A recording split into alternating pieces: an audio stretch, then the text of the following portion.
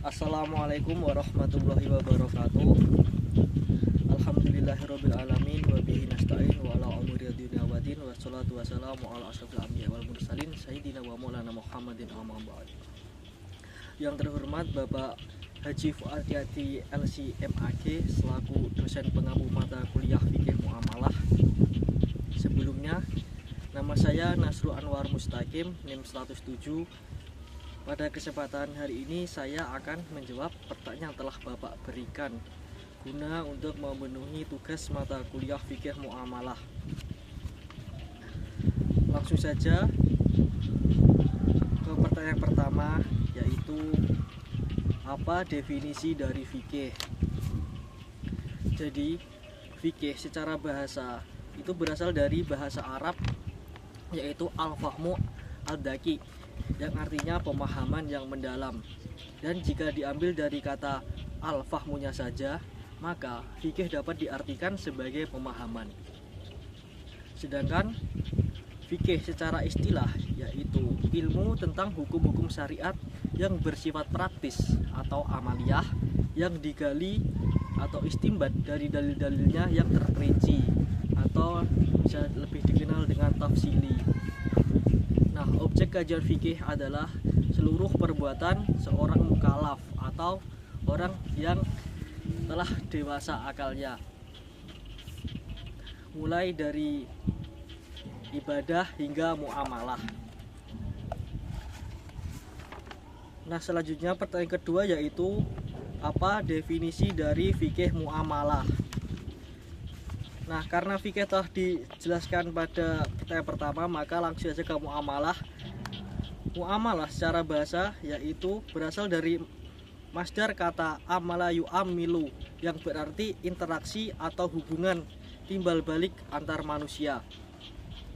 Nah, secara istilah fikih muamalah yaitu ilmu tentang hukum-hukum syariat yang mengatur hubungan antar manusia dalam rangka memenuhi kebutuhan hidup mereka,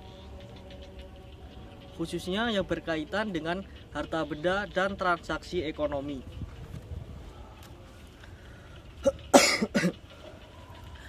Nah, fikih muamalah ini bertujuan untuk memastikan bahwa semua interaksi sosial dan ekonomi dilakukan secara adil, transparan, dan sesuai dengan prinsip-prinsip Islam.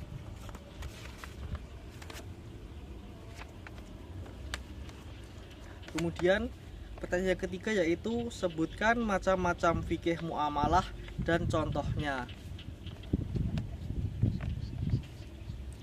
Jadi fikih muamalah itu dibagi menjadi dua macam. Yang pertama yaitu al-muamalah al-madiyah atau muamalah kebendaan, atau juga bisa disebut dengan ekonomi. Ini adalah aturan fikih yang berfokus pada pertukaran harta benda atau manfaat. Contohnya ada banyak, yaitu seperti jual beli atau be', kemudian sewa menyewa atau ijarah, kemudian ada gadai, dan berbagai akad kerjasama seperti akad mudharabah bagi hasil modal atau akad mujaroah atau bagi hasil pertanian. Dan macam yang kedua yaitu muamalah al-adabiyah atau muamalah normatif sosial. Ini adalah aturan yang berkaitan dengan prinsip hak, kewajiban, dan tanggung jawab dalam interaksi. Contohnya ada hukum perikatan, ada pembahasan mengenai hak milik, serta ada juga aturan tentang jaminan dan hafalah atau penanggungan. Dilanjutkan pertanyaan yang keempat, yaitu apa yang Anda ketahui tentang prinsip-prinsip fikih muamalah berikut ini. Yang pertama yaitu robaniyah atau tauhid. Jadi robaniyah atau tauhid ini yaitu prinsip bahwa segala aktivitas muamalah harus berlandaskan pada ketentuan dan petunjuk Allah Subhanahu wa taala sebagai pemilik mutlak atau alam semesta.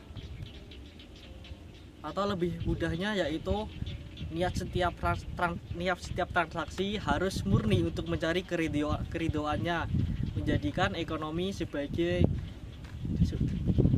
bagian dari ibadah. Nah, dasar hukum dari konsep yang pertama ini yaitu bahwa manusia adalah khalifah atau pemegang amanah atas harta, bukan pemilik hakiki. Karena pemilik hakiki yaitu Allah Subhanahu wa taala. Dan keterkaitan ayat Al-Qur'an dan As-Sunnah pada konsep ini yaitu terdapat dalam Quran surat Al-Baqarah ayat 275 yang membedakan halal dan haram, serta hadis tentang pedagang yang jujur akan bersama para syuhada, menunjukkan dimensi ukhrawi dalam ekonomi.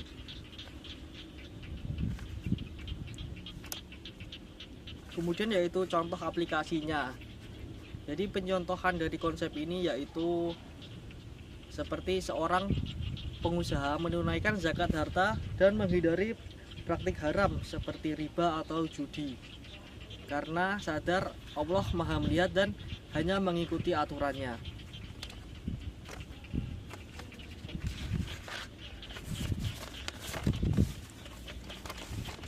Kemudian prinsip yang kedua yaitu adalah, nah, prinsip kedua ini yaitu prinsip yang menuntut keseimbangan hak dan kewajiban di antara pihak yang berakad. Jadi keadilan harus ditegakkan dalam segala hal, termasuk takaran, timbangan, harta, dan pembagian keuntungan, sehingga tidak ada satupun pihak yang didolimi. Kemudian dasar hukum dari prinsip ini yaitu perintah universal untuk berlaku adil dalam setiap perbuatan. Dan keterkaitan ayat Al-Quran dan hadis pada prinsip ini yaitu ditegaskan dalam Quran surat An-Nisa ayat 58, yaitu perintah berhukum dengan adil dan kecaman keras dalam Quran surat Al-Mutaffifin ayat 1-3 terhadap orang yang curang dalam takaran. Nah, contoh pengaplikasiannya yaitu ada pembagian hasil atau mudharabah yang disepakati secara profesional di awal akad. Kemudian memberikan upah kepada pekerja sesuai dengan kesepakatan dan jerih payahnya. Kemudian yang ketiga ada insaniyah atau kemanusiaan. Jadi prinsip ini yaitu prinsip yang mengakui kedudukan dan martabat manusia serta memberikan kebebasan dalam melakukan muamalah. Nah, prinsip ini berlandaskan pada saling ridho, kemudian tolong menolong dan menjamin kebebasan.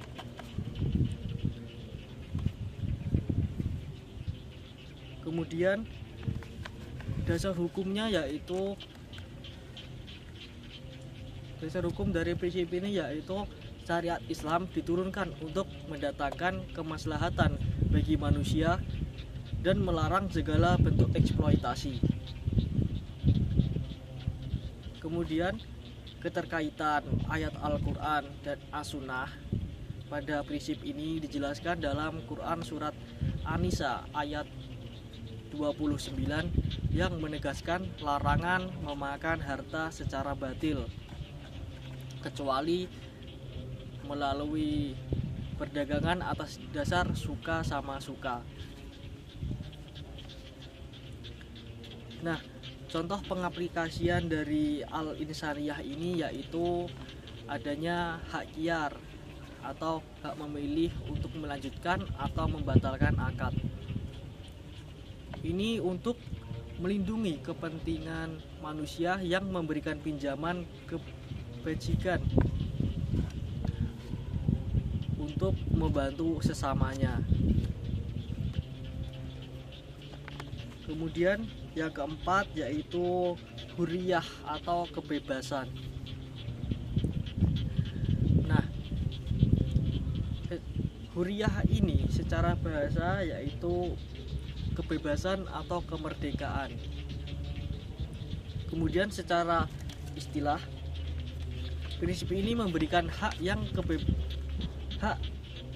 dan kebebasan kepada setiap individu untuk melakukan transaksi dan memilih jenis usaha serta akad muamalah yang ia inginkan, selama kebebasan tersebut berada dalam koridor hukum syariat atau lebih mudahnya tidak haram.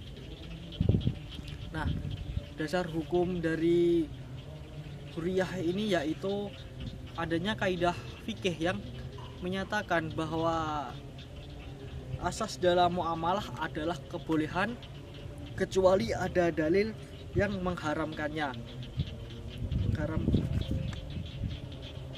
Kemudian keterkaitan ayat Al-Quran dan As-Sunnah terkait prinsip ini yaitu terdapat pada surat Al-Baqarah ayat 275, yaitu Allah menghalalkan jual beli menjadi dalil kebebasan untuk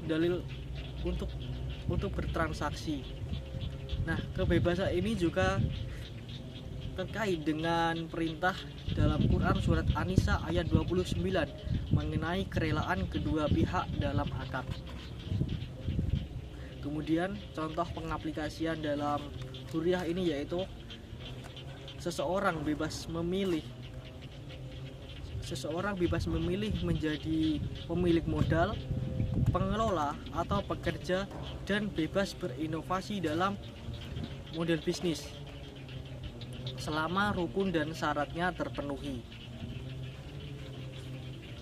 Dan yang terakhir yaitu adamul gharar war riba, atau bisa diartikan tidak adanya gharar dan riba.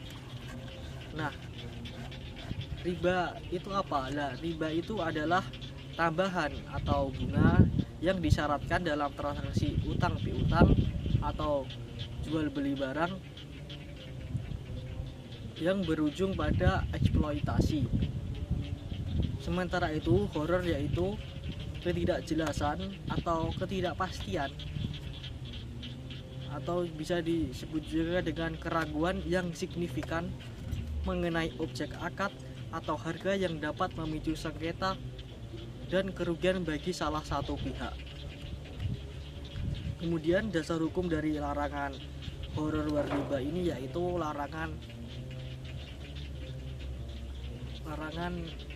untuk dasar hukumnya yaitu larangan bertujuan untuk melindungi harta dan hak milik serta kehilangan segala bentuk eksploitasi dan transaksi yang mengandung unsur judi atau maisir. Nah, keterkaitannya dengan ayat Al-Quran dan As-Sunnah yaitu terdapat pada Quran surat Al-Baqarah ayat 275 yang menjelaskan dalil utama larangan riba, sementara larangan gharar didasarkan pada hadis Nabi SAW riwayat Muslim yang menyebutkan bahwa Nabi Muhammad SAW melarang jual beli yang mengandung unsur gharar.